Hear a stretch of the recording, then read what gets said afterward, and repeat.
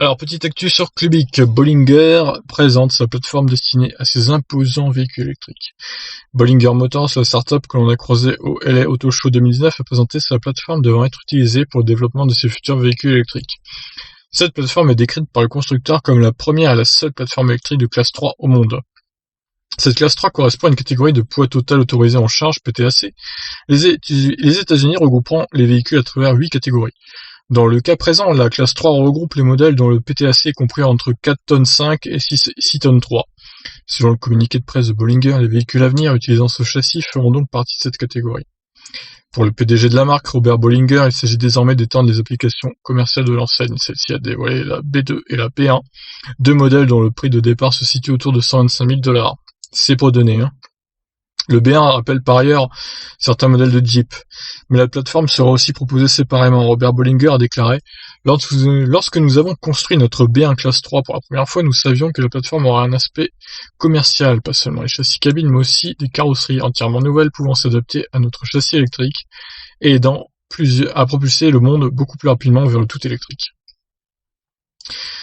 En plus d'équiper les futures versions du B1 et du B2 qui peuvent être réservées sur le site de la marque avec un acompte de 1000 $, Bollinger proposera donc son e-châssis à d'autres constructeurs à partir de 2021. Selon les données techniques publiées par le constructeur, le châssis inclura un pack de batterie de 120 kWh et un second optionnel de 180 kWh.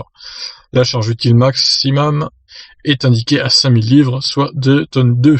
La plateforme disposera aussi d'un chargeur intégré AC d'une puissance comprise entre 5 et 15 kW. Bollinger indique un temps de charge de l'ordre de 75 minutes. J'espère qu'il y aura j'espère qu'il y aura une recharge rapide, hein, parce que là, faut se les taper, hein, les recharges de, 75 minutes, c'est forcément de la recharge rapide, de toute façon, ouais.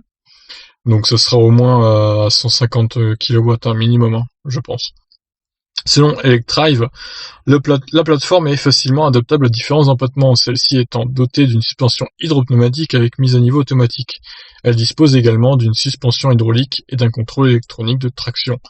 Mais à l'heure actuelle, toutes ces fonctionnalités doivent encore passer par le stade de l'homologation.